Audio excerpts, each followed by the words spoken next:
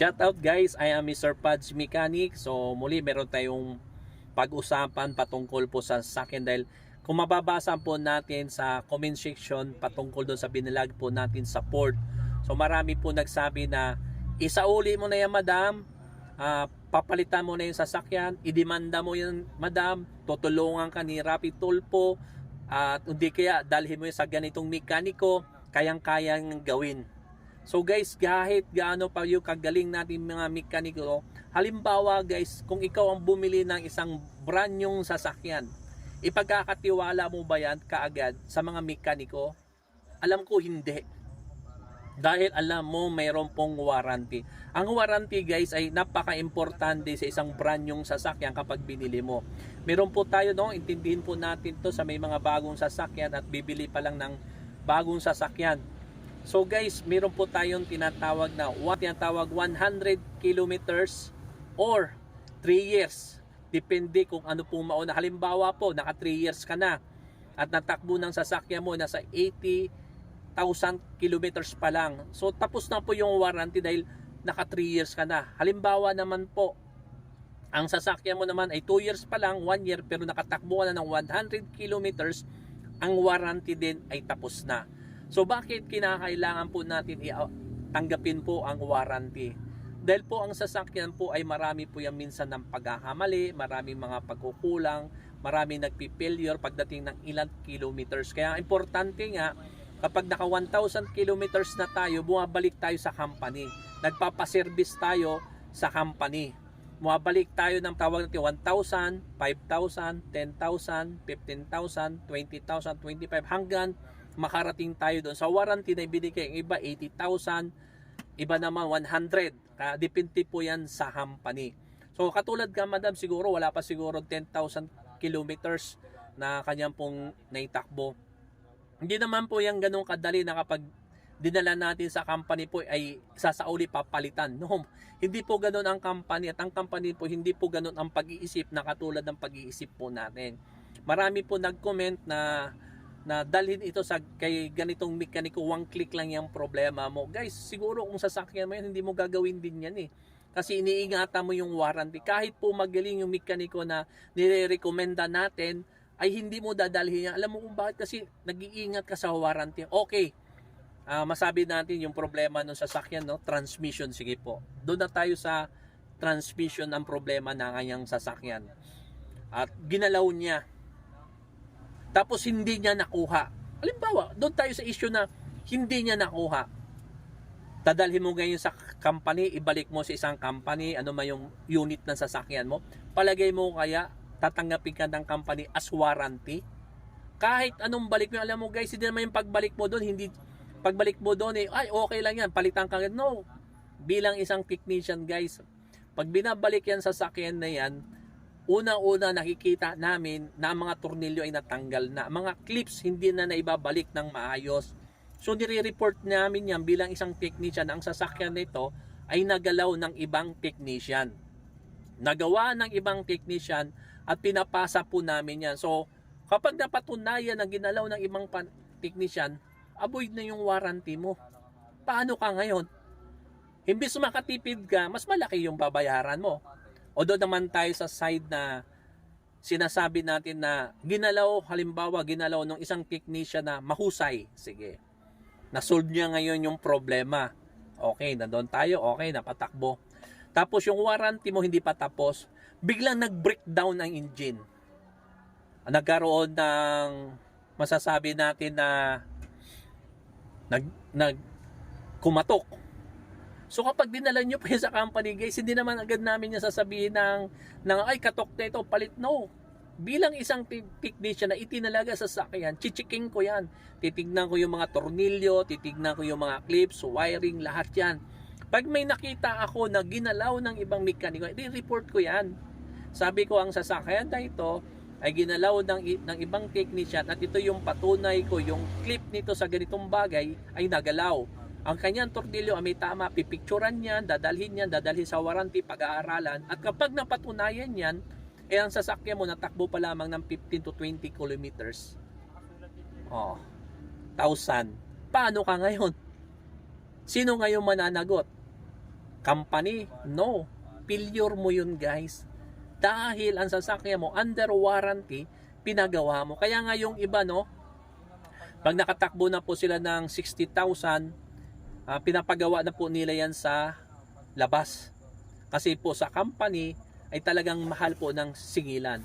Pero ang nangyayari, yung warranty po nila ay na-avoid, maliban lamang po siguro sa change oil. Pero kailangan may record pa rin tayo sa isang company para hindi ma-avoid yung ating pong warranty.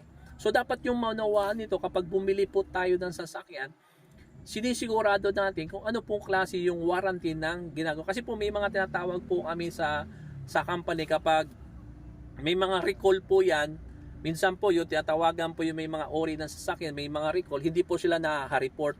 So pag pumasok po yan sa company, halimbawa yung sasakyan mo, may recall, hindi mo alam, bilang isang technician, may record ako niya, isusulat ko pa itong sasakyan na ito, ni so and so on, ito yung chassis number, ay may recall ito, kailangan palitan ng so and so on.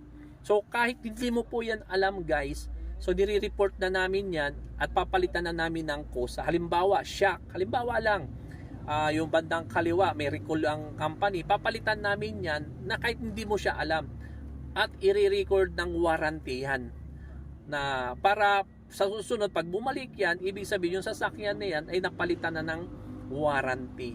Ganun po yung kahalagaan, kaimportante po ng warranty. So yun lang ha, at ito nga po yun, kung gusto mo naman ipagawa ka agad, mayroon po mga company, halimbawa sa isang company, naranasan po sa ibang company, nagtrabaho po, halimbawa lang yung company mo ay ganitong model, ganito siya, palagay natin yung sasakyan ay Renault. Yan. Sa Renault, halimbawa yung sasakyan po ay nakahalaga po ng 100,000. Brand new, as in brand new. Ngayon, ang ginawa mo, bumili ka sa ibang sasakyan, sa ibang company. Nabili mo siya na halagang 90,000 without warranty. So yung without warranty guys, kapag ginamit mo yan, yung sasakyan na yan, kapag lumabas ka dyan mismo sa pintuan at nagkausap na kayo, wala na siyang warranty. Bakit? Kasi nabili mo sasakyan na halagang 90,000 without warranty. Yung nabili mo naman po ng sasakyan na may warranty halagang 100,000, paglabas mo pa lang sa company. So guys, ganun po yung warranty. Marami po kasi yung pwede nating paggagalingan ng warranty. Kaya nga pag galing ka sa isang company, binili mo yan ng mura, sasabihin naman siya may warranty ba o wala. Kapag binili mong mura, halagang presyo na walang warranty, so paglabas mo yan, may masira dyan, ano man masira yan, preno, makina, nag-breakdown, electrical, nasunog, without warranty yun. So cargo mo yun, nabili mo siya ng mura. So kapag nabili mo siya may kamahalan, with warranty, yun naman po yung paglabas mo, ilang buwan, ilang kilometers, ilang taon, under warranty ka, as long as na hindi mo pinagalaw ang sasakyan mo sa ibang technician. Hindi mo pinagawa, pinakalikot, yan po ay pasok po yan sa warranty. Yun lang nga, at masasabi po natin kapag sa company po talaga, masasabi natin hindi siya ganong kadali na maasikaso ang iyong sasakyan dahil maraming mga sasakyan na dapat nilang uunahin. Kahit sa cellphone, di ba? Pag nasira yung cellphone mo, dalhin mo sa company, pinapahintay ka pa na ilang araw, ilang linggo. Cellphone lang yung maliit na bagay. How much pa kayang sasakyan? So katulad ng sasakyan ni Madan at hindi lamang sa kanya, mga sasakyan ng iba. Kapag dinala mo yan sa isang company, marami po talagang investigation. Anong naging problema? Halimbawa, makina, bakit kumatok? Anong reason? Anong dahilan? May mga report yan, guys. Hindi yan yung pagdating nung katok at okay na. May mga reporting po kaming ginagawa sa company para maklaim din namin yung warranty. Hindi naman ibig sabihin ng warranty ka agad ng company. No, siyempre may mga kanya-kanyang division yan. Siyempre yung warranty, nag-iingat din sila na mas malaki yung warranty na mawawala sa kanila kasi by division po tayo. Siyempre, titignan, meron yung mga investigation, meron yung titignan bakit kumatok, kung failure ba ng sasakyan o ikaw yung may dahilan bakit kumatok, baka natuyuan mo ng langis o di kaya nag-overspeeding ka. May mga record po lahat yan. Kaya kay Madam, naintindihan ko yun. Kung siyempre, kung sarili mo sasakyan, nandun yung inis mo, galit mo dahil nga po masyadong delikado yung sasakyan na ginagamit mo at dinala mo sa company, pabalik-balik ka kahit saan po company yan guys, normal yan. Pero masasabi ko lang dyan na kasama po talaga siya patient kapag bumili po tayo ng brand yung sasakyan. Sa sunod, tatapikin natin kung anong ginagawa ng first service, second service, third service, 5, 10, 15, 20, 25. Bakit nagmamahal siya? Habang tumataas po yung service po ng isang company ay talagang nagmamahal at nagiging mataas yung presyo. At sa company naman po no, mga nagtatrabaho po sa company, masasabi ko lang po at lalong-lalo na sa abroad, mga mauhusay po yan yung mga nagtatrabaho sa company. At yun naman sa mga labas naman po na wala sa company, may mga mauhusay din. Kaya hindi po natin sila pwedeng pambulaan, pero kadalasan po talaga sa mga company po na sa ibang bansa ay talagang mauhusay yung mga mekaniko. At kilalang kilala ang mga Pilipino sa galing, husay, tiyaga at sipag na mga mekaniko. At dito naman po sa atin, masasabi ko lang, dapat ang company kumuha sila ng mga mahuhusay na mekaniko, kumuha sila na mahuhusay na mga technician, makukuha sila na mahuhusay na mga foreman o leadman. Babasa naman tayo sa sabihin nilang foreman, kukuha tayo ng chief mechanic. Yan, para po maging maganda po ang takbo ng inyong pong company. So, hoping guys na ang pinaliwanag ko na ay maintindihan nyo, lalo-lalo na yung may mga planong bumili ng bagong sasakyan at meron na pong bago pa, kakabili lang, maunawaan ninyo ang patungkol po sa warranty. So kung nakarating ka sa video no hanggang dulo guys, hindi ka pa nakapag-subscribe sa channel ko, sa Facebook page or YouTube channel, pindutin mo na yung bell button na yan. At the same time, kung ganado ka pa mag-comment, mayroong comment section dyan. At kung talagang ganado ka pa, i-share mo na rin yung video ko. So maraming salamat guys. Magkita-kita tayo muli sa sunod kong mga upload na video. At salamat sa tuloy-tuloy mong pag-support. Salamat muli ay Mr. Franz Mechanic. Maraming salamat. God bless.